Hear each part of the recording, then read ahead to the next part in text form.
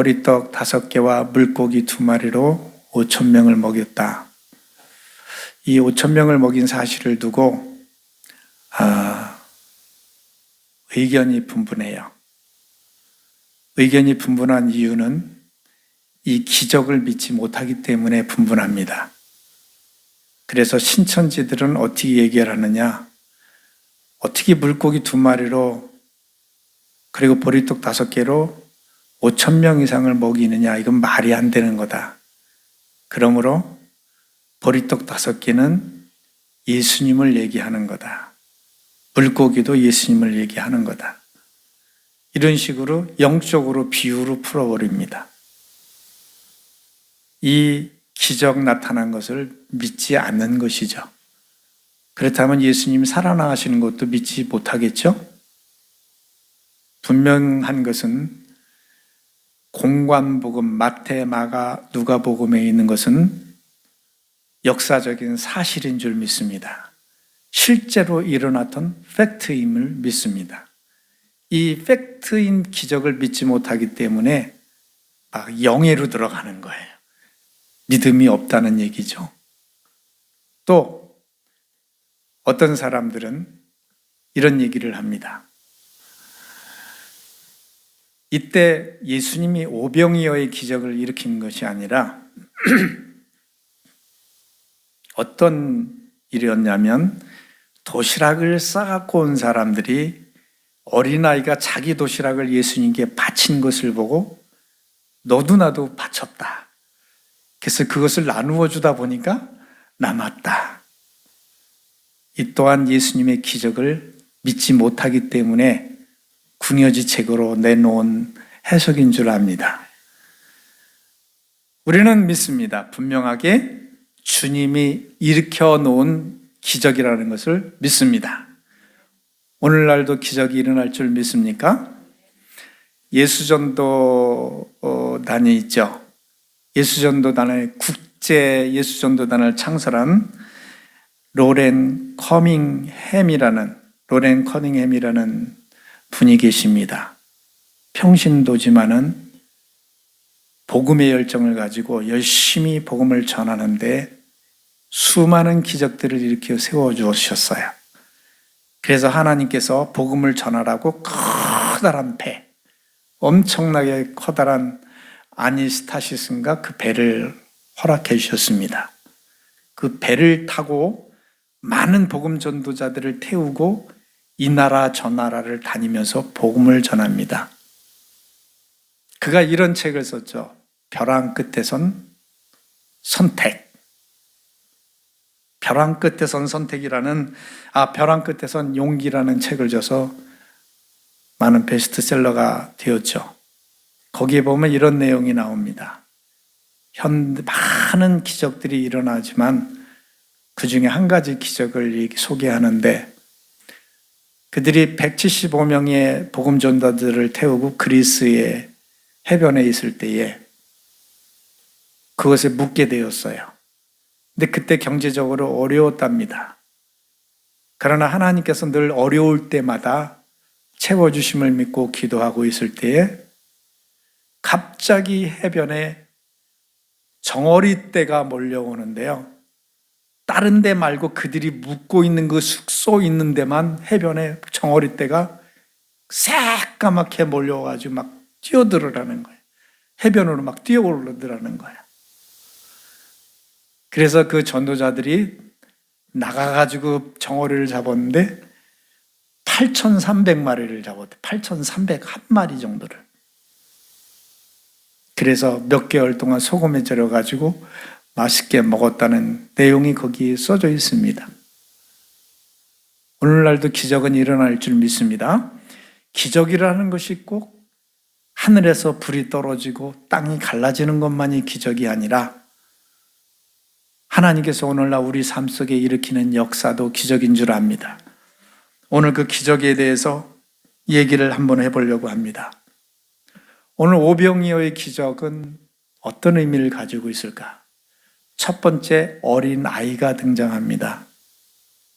어린 아이가 등장하는 것은 그리고 그가 바친 보리떡 5개와 물고기 2마리는 학자들은 그렇게 얘기합니다. 그 당시에 가난한 사람들이 먹었던 양식, 껄끄러운 보리인데 이것은 돼지들에게 주지 않으면 가난한 사람들이 먹던 보리떡이라는 거예요. 물고기 2마리도 거기에 반찬 삼아서 갈릴리 지방이니까 먹었겠죠. 가난한 어른이 아니라 가난한 그것도 조금밖에 먹을 수 없는 조그만 양의 보리떡 5개와 물고기 2마리. 그것이 기적을 일으켰는데 바로 어린아이라는 것에 우리가 주목할 필요가 있습니다. 하나님께서 누구에게 역사를 베풀어 주실까요? 어린아이 같은 사람에게. 기적의 첫 번째 조건입니다. 어린아이 같은 사람에게. 주님은 늘 역설적으로 가르쳐 주셨습니다. 크고자 하는 자는 작아져라. 살고자 하는 자는 죽어져라. 높아지고자 하는 자는 낮아져라. 늘 주님은 이렇게 역설적으로 우리에게 가르쳐 주셨어요. 그런 맥락에서 오늘 주님께서 누구를 통해서 역사하실까요? 작은 자를 통해서. 여기 있는 작은 자라는 것은 세상에서 작은 자를 말합니다. 세상에서 돈이 있고 권력이 있고 힘이 있고 많이 배우고 지식이 있고 집안이 좋고 사람들 앞에 떵떵거리며 살만한 그렇게 큰 자가 아니라 세상에서는 작은 자. 우리 주님께서 그래서 늘 이렇게 연약한 자, 작은 자, 하나님 저 어떻게 해요? 너무나 부족해요. 저는 할 수 없어요. 저는 정말 할 수 없거든요. 어떻게 하면 좋을까요? 라고 안절부절 못하는 이 심령에게 역사하신다는 것입니다. 제가 가끔 설교를 하면 그런 것을 겪을 때가 있어요. 하나님, 정말 지금 설교하기가 떨려요. 준비 안 됐어요. 어떻게 해요? 아마 제가 우리 수련회 갔던 베데스다 기도원에서 그 건물을 지을 때 저도 일조를 했어요. 거기에 들통을 쥐고 올라가 공구리를 치고 벽돌을 나르고 그랬어요. 그런데 원장님이 꼭 저녁 예배 직전에 10분 전, 길어도 30분 전에 정전사 오늘 설교 좀 해요. 그러면 하루 종일 들통지고 땀 뻘뻘 흘리면서 작업하다가 그 얘기를 듣는 순간 전사님 어떻겠어요? 하늘이 까맣게 했죠? 그때 저는 기도합니다. 하나님 어떻게 해요? 어떻게 해요? 이 간절함을 여러분 이해하실 수 있을까 모르겠어요. 저 어떻게 해요? 근데 하나님께서 그날 올라가면 어디서 나오는지 힘이 펄펄 납니다. 어디서 생각이 날라오는지 막 생각들이 막 살아납니다. 이게 어린아이예요. 이게 작은 자입니다. 나 어떻게 해요? 할 수 없어요 라고 할 때 하나님께서는 그 사람을 통해서 역사를 일으킵니다. 사도 바울은 이렇게 얘기했습니다. 내가 약할 때 그가 강함이라. 따라서 해봅시다. 내가 약할 때 주님이 강함이라. 아멘. 내가 강할 때는요, 내 고집대로 뜻대로 해버리니까 주님은 뒷짐 잡고 계세요. 하나님이 역사 안 하십니다. 그러나 내가 정말 연약함을 고백하며 어찌할 바를 모를 때에 우리 말씀에서 어린아이, 제가 묵상하면서 이걸 생각했어요. 여기 어린아이는 뭘까? 어린아이 이코르 양떼, 양. 왜 그럴까요?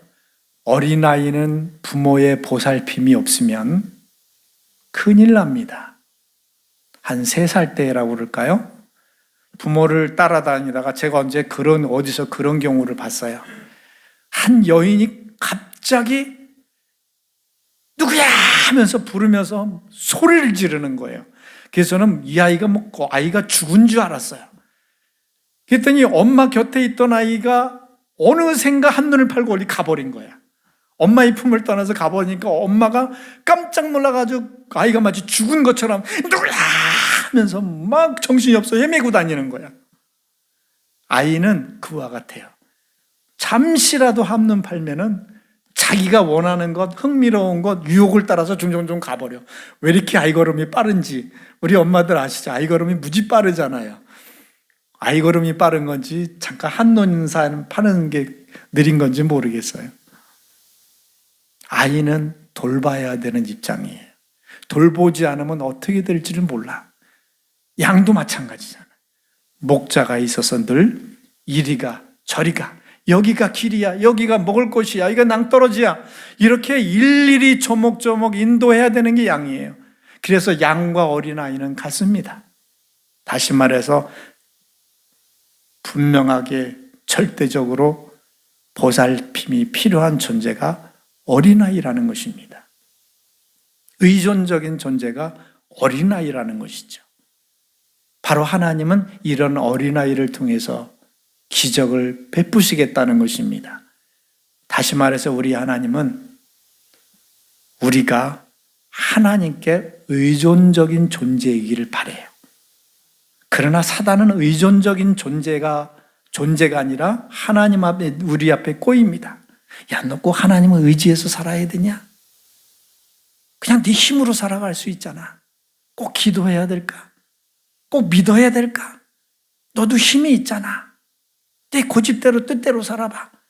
탕자처럼 네 재산을 가지고 나가서 네 고집대로 해봐. 마음대로 해봐. 이게 사단이 우리에게 주는 유혹입니다. 그러나 성령은 늘 우리 마음속에서 주님의 품을 떠나지 마. 탕자처럼 떠나면 힘든 거야.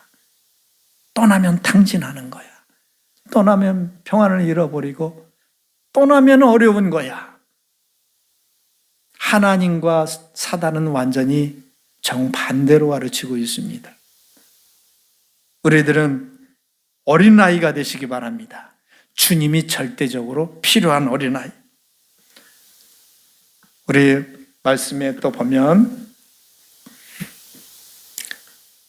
다 같이 읽어봅시다. 시작. 형제들아 너희 부르심을 보라. 육체를 따라 지혜로운 자가 많지 아니하며 능한 자가 많지 아니하며 문벌 좋은 자가 많지 아니하도다. 그러나 하나님께서 세상에 미련한 것들을 택하사 지혜 있는 자들을 부끄럽게 하시고 세상의 약한 것들을 택하사 강한 것들을 부끄럽게 하려 하시며 하나님께서 세상의 천한 것들과 멸시받는 것들과 없는 것들을 택하사 있는 것들을 폐하려 하시나니 이는 아무 육체도 하나님 앞에서 자랑하지 못하게 하려 하심이라. 아멘. 그 다음에 마태복음에 또 뭘까요? 시작. 누구든지 이 어린아이와 같이 자기를 낮추는 사람이 천국에서 큰 자니라. 주님께서 부르신 제자들도 보면 예루살렘에서 택하지 않고 로마에서 데려오지 않았어요. 못 배우고 없는 가난한 자들, 세상적으로 어린아이 같은 자들, 찌그러진 자들, 무식한 자들을 사용해서 세상을 변화시킨 줄 믿습니다. 바로 우리 하나님께서 그와 같은 자들을 쓰신다는 것이죠. 세상에서 문벌 좋은 자들, 학식 있는 자들이 아니라, 다시 말해서 자만할 수 있는 자들이 아니라 하나님 나 어떡해요? 하나님 나 어떡해요? 라고 하나님께 매달릴 수밖에 없는 자들을 통하여 기적을 베푸신다는 것입니다. 우리 하나님 앞에 부름을 받은 선지자들 보면 기도원이 있죠.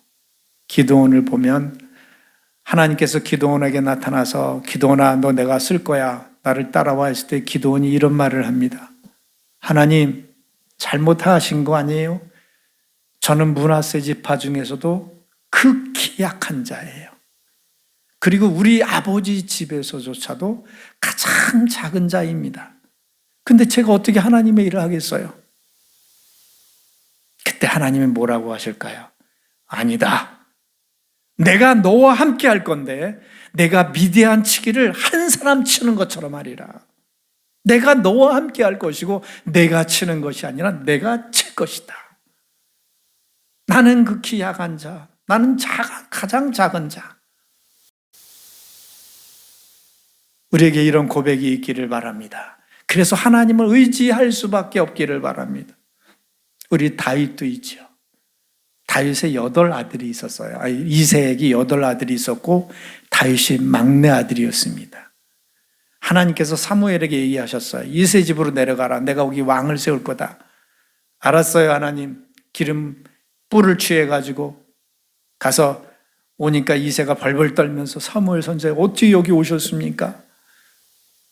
내가 왕을 세울 인재가 있다. 아들들을 다 데리고 와라. 이새가 급히 모든 아들을 다 데리고 오죠. 그리고 사무엘 앞으로 지나가게 합니다. 엘리압 장자를 보니까 기골이 장대하고 키가 크고 잘생겼어. 기름불을 당장 취해가지고 기름을 부으려고 그러는데 하나님이 그럽니다. 내가 그를 택하지 아니했다. 이렇게 멋있는 사람인데요. 택하지 아니했다. 엘리압을 지내게 해요. 둘째를 지내게 해요. 셋째를 지내게 해요. 4, 5, 6, 7째까지 다 지납니다. 근데 하나님이 아무 말씀 없으셔요. 이상하다. 분명히 여기 왕이 있다고 그랬는데 사무엘 선지자가 이새에게 묻죠. 아들이 다냐? 예, 다해요. 근데 한 명이 있긴 한데 너무 어리고 이 형들에 비해서 별로 보잘것 없어요. 그래서 그냥 저 들에서 양이나 치고 있습니다. 그냥 보나마나해요. 너무나 작은 자예요. 아니다. 내가 그를 데려오기까지 내가 식사를 하지 아니하리라. 그를 데리고 옵니다. 하나님이 사무엘의 마음을 감동시킵니다. 그가 나의 종이다. 그가 나의 종이다. 엘리압이 종이 아니라 기골이 장대한 그 형들이 능력 있는 그가 하나님의 종이 아니라 왕이 아니라 이 어린아이 가장 말째 순소 애들 들지 않고 아버지조차도 논외했던 그 다윗이 하나님의 왕이래요. 이스라엘의 왕이라는 거예요. 놀랍지 않습니까? 이 세상에서 잘난 거 하나님 앞에서는 소용이 없나 봐요. 다 지나가잖아요. 첫째, 둘째 다 지나가잖아요. 오직 우리 하나님께서 택하시는 것은 이런 자인 줄 압니다. 어린아이예요.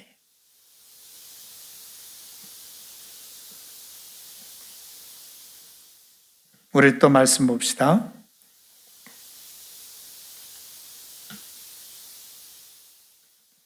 나중에 나오는군요.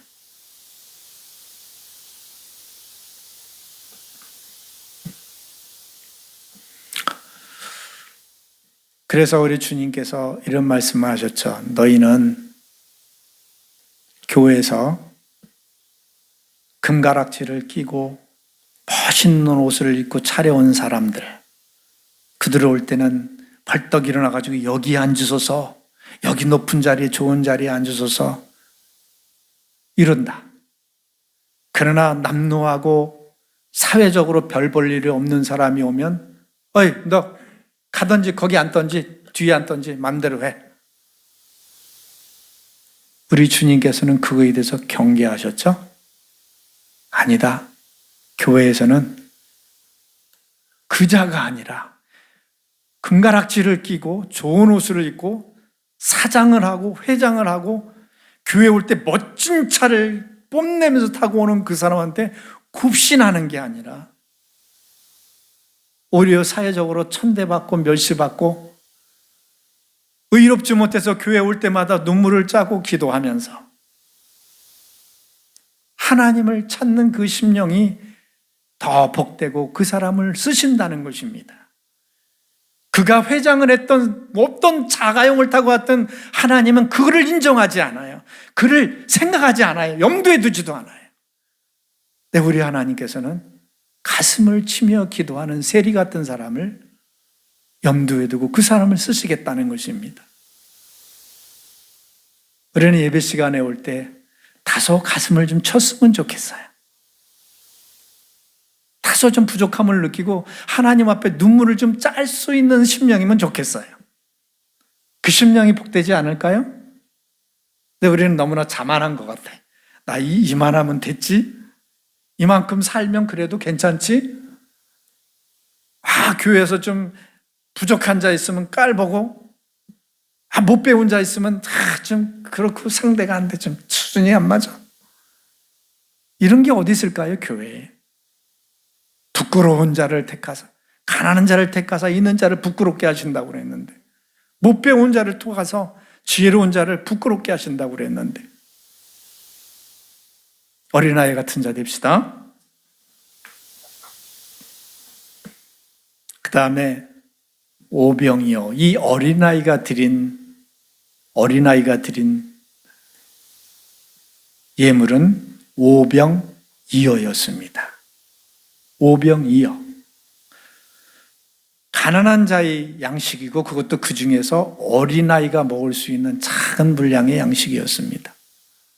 그 오병이어가 무엇을 의미할까요? 이때 제자들의 반응과 예수님의 반응을 한번 살펴봅시다. 많은 무리가 오고 있어요. 몰려오고 있는데 그때 많은 무리가 오는 것을 보고 예수님께서 제자들에게 얘기해요. 너희가 이 많은 무리들에게 먹을 것을 줄래? 그랬더니 계산 빠른 빌립이 이렇게 얘기를 하죠. 이 많은 사람이요? 지금 딱 봐도 5천 명 되는데요. 근데 제가 볼 때 5천 명이라고 성경에 나오죠. 근데 학자들이 볼 때는 2만 명 정도로 추상을 해요. 왜냐하면 유대인들은 명수에 세지를 않았대요. 여자와 아이들을. 그러니까 어림잡아서 평균적인 비율로 봐서 여자 어린아이까지 하면 2만 명을 따지는 겁니다. 근데 제가 그것을 보면서 의아했어요. 그럴까? 여러분 어떻게 생각하세요? 진짜 5천 명일까요? 아니면 진짜 2만 명 정도일까요? 2만 명이라고 보세요? 근데 저는 맞고 틀리고 이거 따진다는 게 아니에요. 저는 5천 명으로 봅니다. 왜냐하면 빌립이 계산할 때 이 많은 사람을 딱 보니까 5천 명이에요. 보니까 이 사람들이 먹기 위해서는 200데나리온의 돈이 필요합니다라고 그랬잖아요. 200데나리온은 노동자가 하루 품삯을 200일 동안 일한 거예요. 그래서 제가 계산을 해봤어요. 요즘에 노동자들이 얼마 받습니까? 제가 임의로 따져서 15만 원을 따져봤어요. 15만 원을 200일 동안 따져보니까 얼마입니까? 3천만 원이에요. 그러니까 이 많은 무리를 먹이기 위해서 3천만 원의 돈이 필요합니다라고 얘기를 했어요. 그렇지만 그 있다 할지라도 어디서 삽니까? 그건 안 됩니다. 이렇게 얘기하잖아요. 그러면 생각해 보세요. 3천만 원을 가지고 거기 나누기 5천을 해보세요. 아니, 3천만 원을 가지고 요새 식사가 얼마일까요? 도시락을 해도 10,000원이 넘더라고요, 요즘에. 그런데 도시락 아니고 김밥 같은 거 중간 따져가지고 한 6,000원 정도로 저는 따져봤어요. 그런 3천 나누기 6천 하면 3천만 원 나누기 6천 하면 얼마일까요? 5천이에요. 5천이 나오고 5천. 계산해보세요. 제가 계산해본 거예요. 자, 그러면 3천만 원의 돈이 필요합니다. 분명히 그랬어요. 돈이 필요합니다. 그래서 6천 원씩 6천 원씩 따져보니까 딱 5천 명이나. 그래서 이거는 2만 명이 아니라 5천 명 그대로 했을 거다. 이런 계산이 나오더라고요. 제 계산입니다. 이게 맞을 것 같아요, 보니까. 그게 맞잖아요. 계산이 딱 맞잖아요. 그런데 학자들은 2만 명이 됐을 거다라고 그러는데 5천 명이나 2만 명이나 똑같은 것 같아요. 어차피 보리떡 5개와 물고기 2마리를 먹였으니까. 아까 말씀드린 것처럼 이 사실을 못 믿는 사람들은 이걸 갖다 영예로 비유로 들어버리죠. 공관복음은 절대 비유가 아닙니다. 거기에는 사실이 쓰여진 사실을 기록한 역사서입니다. 마태, 마가, 누가복음이 다 그래요. 모든 제자가 똑같이 쓴 거예요. 그 사건을 쓴 거죠. 비유를 쓴 게 아니라 사건을 쓴 거예요. 기적이 일어난 거예요. 작을 때 이 작은 것. 자, 어린아이는 그냥 드린 거예요. 그냥 오병이어를 드렸는데 그것이 주님 손에 의해서 역사가 일어났는데요. 제자들은 안 드려도 그래요. 여기 보리떡 5개와 물고기 2마리가 있는데 이 많은 사람에게 이게 턱이 없잖아요. 제자들이 본 거는 인간의 관점으로 봤어요. 어떻게 봤느냐? 지금 모인 사람들의 현실을 보고 놓여진 현실을 봤을 때 이거는 불가능한 일, 턱이 없는 일. 그러나 우리 주님은 다른 관점을 얘기하시려고 그러는 거예요. 그래, 너희들이 해결해봐라 했을 때 그들이 고백은 뭐였습니까? 불가능해요. 이거는 되지 않는 일이에요. 택도 없는 일이에요. 이렇게 얘기했죠. 그러나 주님이 하시고자 했던 말은 무엇일까요? 그 작은 것이 내 손에 놓여질 때, 그 작은 것이 하나님의 손에 놓여질 때 어떠한 역사가 일어나겠는가를 얘기해 주려고 하는 거예요. 작은 것이 주님의 손에 올려졌을 때 어떠한 역사가 일어날까? 이것이 오늘 본문의 키포인트인 줄 압니다.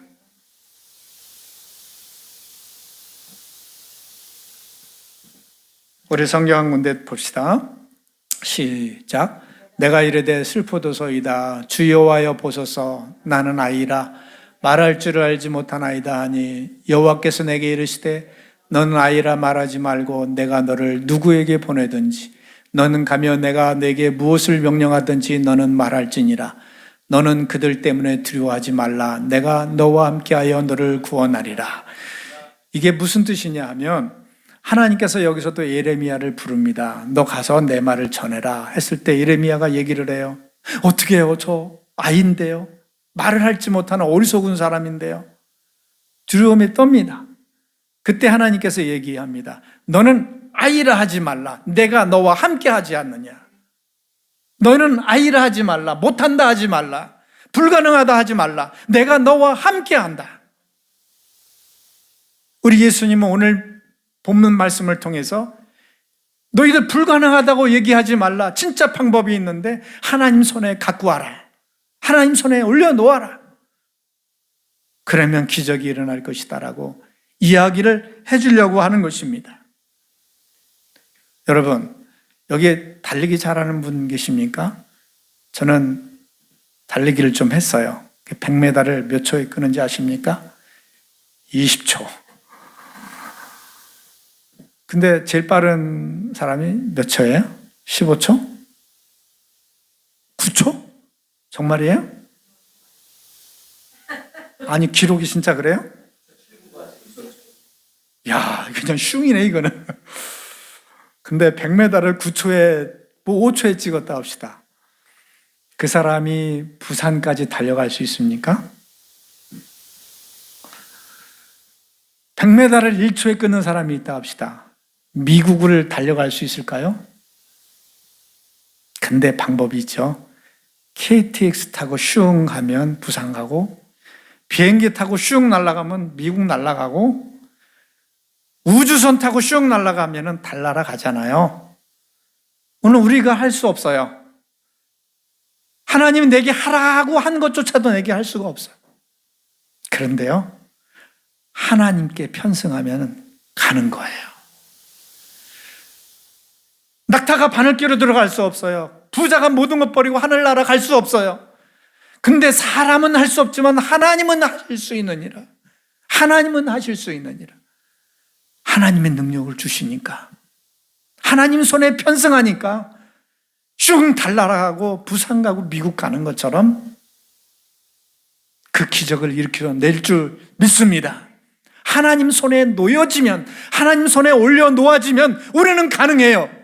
여기 안드레처럼 택 없어요. 이거 불가능해요. 무슨 소리 하는 거예요? 이 많은 수를 어떻게 먹여요? 주님이 하시고자 했던 말씀은 너희는 할 수 없지만 내 손에는 가능하다. 이게 메시지 아니겠습니까?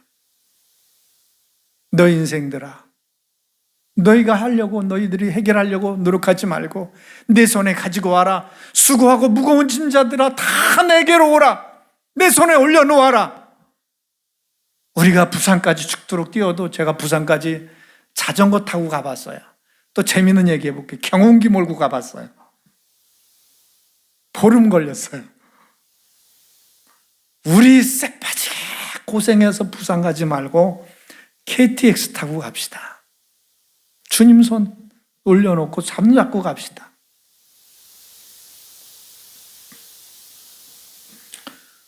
오병이어의 작은 것일지라도 주님께 드리면, 그리고 우리 꼭 기억합시다. 이 어린아이가 하늘에서 별을 따다가 드린 것 아니에요. 참 멀리 가서 힘들게 구워온 것 아니에요.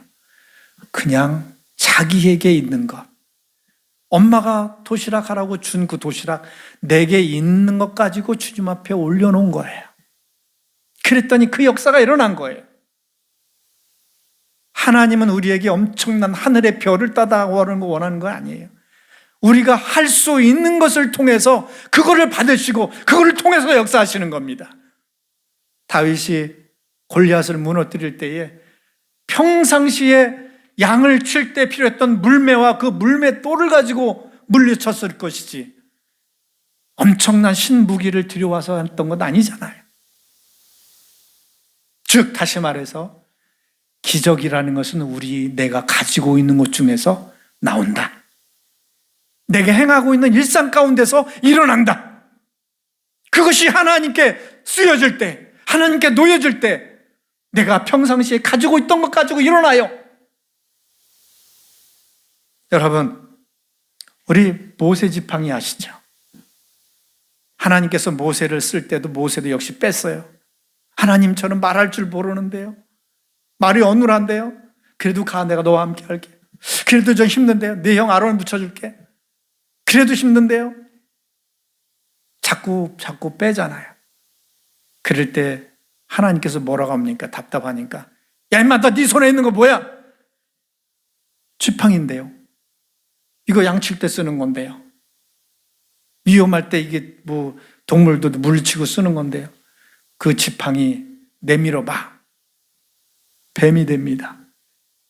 내밀어봐. 물이 피가 됩니다.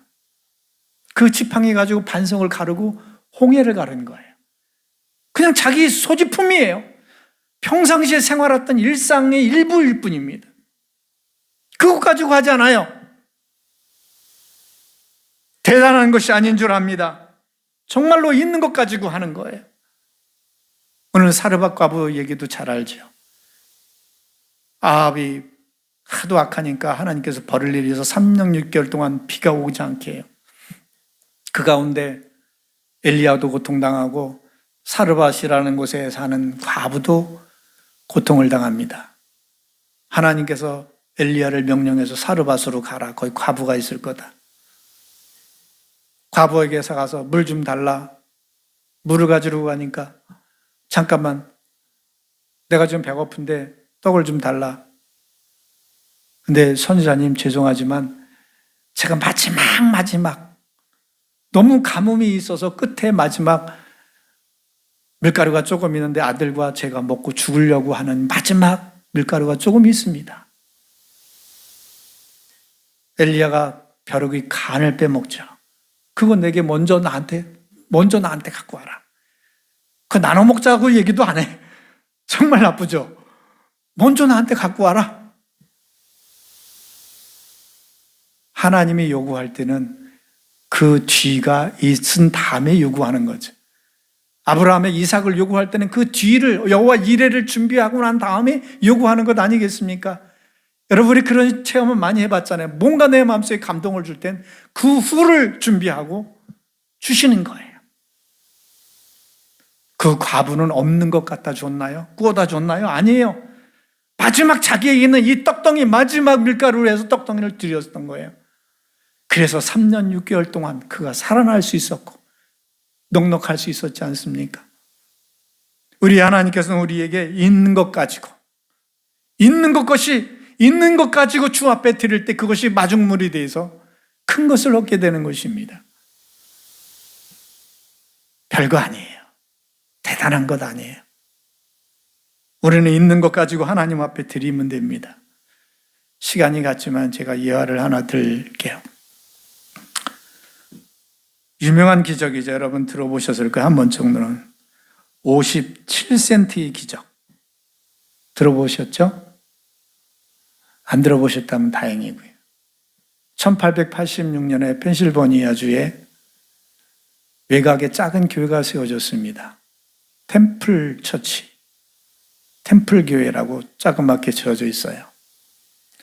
근데 그곳에서는 교회도 작지만은 어린아이가 아니라 어른들 중심으로 예배가 드려져 있고, 어른들이 예배 드리고 나면 어린아이들이 예배를 드렸어요.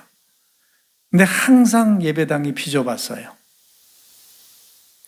그래가지고 자리가 모자라서 돌아가는 아이들이 많으니까 교회에서 교사들이 그런 내용을 회의했습니다.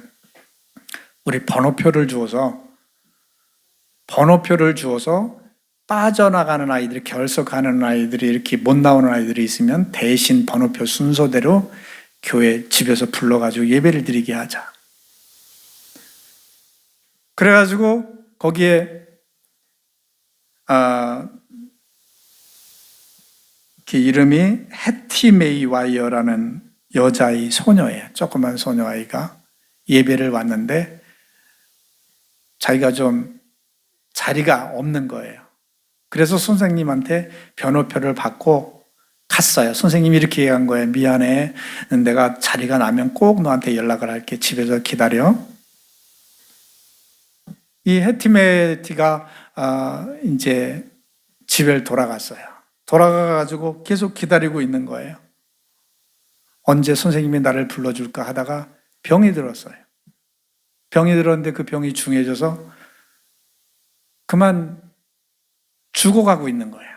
그래서 이 해티메이가 글을 씁니다. 목사님한테. 글을 쓰고 아이는 결국 죽게 되죠. 근데 죽게 된 후에 그 벽에 맡아서 편지와 편지 안에 57센트의 헌금이 들어있었어요. 그 내용이 그 아이의 장례식장에서 읽혀지게 됩니다.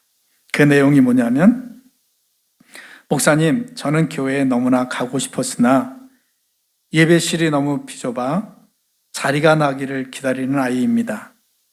제가 먹고 싶은 거 사 먹지 않고 모은 돈을 여기 드리니 이 돈으로 큰 예배당을 지어 모든 어린이들이 함께 예배 드릴 수 있도록 해주세요.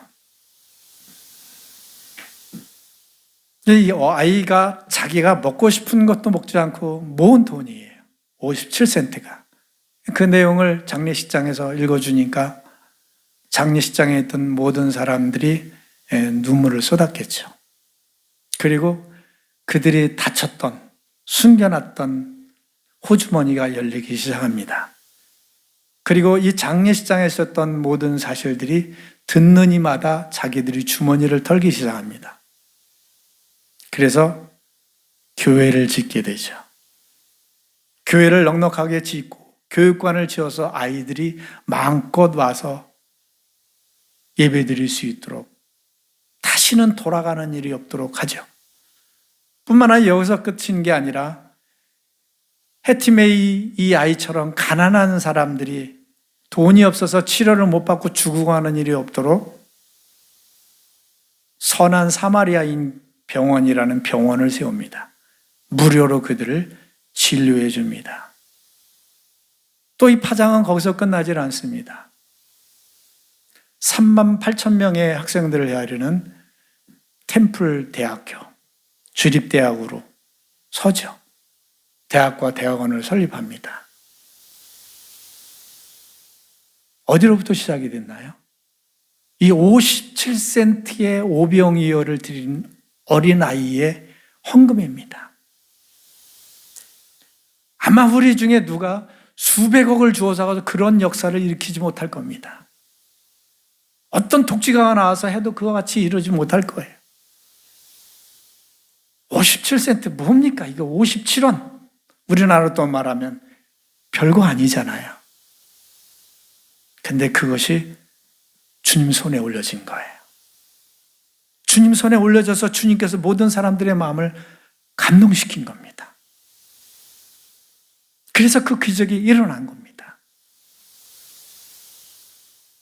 이 어린아이가 할 수 있는 것은 그냥 자기가 드릴 수 있는 57센트를 드리는 것 뿐이에요. 그 기도를 드린 것 뿐이에요. 우리는 한번 생각을 해봅시다. 내 삶 가운데 작은 것이 무엇일까? 일상 가운데 작은 것, 이 어린아이가 드릴 수 있었던 것 드린 것처럼 또 한 사람을 소개해 보고 싶습니다. 중국이 낳은 위대한 영성가 월치만리라고 아시죠? 월치만리가 교회 다닐 때 그 월치만리가 속한 교회 반은 몇 년간 한 명밖에 없었대요. 그게 월치만리 혼자밖에 없었대요. 근데 월치만리를 가르치는 그 교사 선생님은 몇 년간 열심히 성심을 다해서 한 명을 놓고 가르친 거예요. 월치만리가 나중에 회고합니다. 내가 이렇게 훌륭한 영성가가 될 수 있었던 것은 몇 년간 아무도 없어도 나 혼자만을 두고 열심히 자기 혼신을 다해서 나를 가르쳤던 그 선생님 때문이었다. 이것 또한 오병이어 아닐까요? 마지막으로 한 가지 더 소개할게요. 우리는 아람 군대 장관 나아만을 기억하죠. 요단강가에 가서 7번 목욕해서 낳은 문둥병이 낳은 장군. 그 집에는 이스라엘에 쳐들어갔을 때에 붙잡아온 어린 소녀 한 명이 있었어요. 어린 계집아이 하나가 있었어요. 전쟁이 끝나고 자기네 나라에 가서 있을 때 나아만은 문둥병이 걸렸어요. 왕 앞에도 자유롭게 못 나가고 정치를 할 수도 없고 제구실을 못해서 자기 집에서 격리되어 있을 때에 이 어린 계집아이 하나가 청소를 하면서 일을 하면서 그랬겠죠. 혼잣말로 얘기했겠죠. 저 우리 집 주인이 우리나라에 이스라엘에 가면 우리 선지자 앞에 가면 살 수 있는데 무심결에 그 얘기를 한 것을 그 여주인이 들었겠죠. 야, 너 그게 무슨 말이야? 지푸라기라도 잡고 싶은 심정에 아이들한테 물었겠죠. 예, 우리나라에 가면요 엘리야라는 선지자가 있는데 무슨 병이든지 다 낫게 해요. 정말이니? 예, 정말이에요. 나아만은 그의 말을 듣고 원수의 나라 적군의 나라 이스라엘까지 가잖아요. 큰 예물을 들고 결국 고쳐오잖아요. 그래서 이스라엘은 다시는 쳐들어가지 않잖아요. 그가 살아있는 동안. 이 계집아이의 한마디가 하나님 손에 올려졌을 때에 수만 명, 수십만 명의 군사보다 더 큰 일을 했고 훌륭한 왕보다 더 큰 일을 해낸 것입니다. 이스라엘을 방어하는 것, 이스라엘을 평화롭게 만든 것입니다. 뭘까요? 일상 가운데 자기가 할 수 있는 말 그냥 하는 것이죠. 내 삶 가운데 내가 우연히 뱉은 말이 하나님 손에 놓여졌을 때 그것이 역사를 이룹니다. 상대방을 감동시킵니다. 사건들을 만들어갑니다. 멀리 있는 거 아니에요. 저 하늘의 별이 아닙니다. 우리 삶 가운데 하나님께 드려질 만한 게 뭘까요? 이 오병이어가 뭘까요? 찾아내십시오. 내게는 아무것도 없어요라고 하면 없는 거예요. 하고자 하는 자는 하는 것입니다. 하나님께서 주님께서 말씀하셨죠. 할 마음만 있으면 받으실 터예요. 할 마음이 없는 것은 받지 아니하시리라. 우리 마음속에 하나님 앞에 이 보잘것없는 오병이어라도 하나님 손에 올려놓은 것이 있다면 하나님은 거기에 역사하십니다. 아예 건덕지가 없다면 아무것도 역사가 일어나지 않아요. 거기에 있는 사람처럼, 거기 있는 많은 사람처럼 구경꾼으로 지나치고 말아요.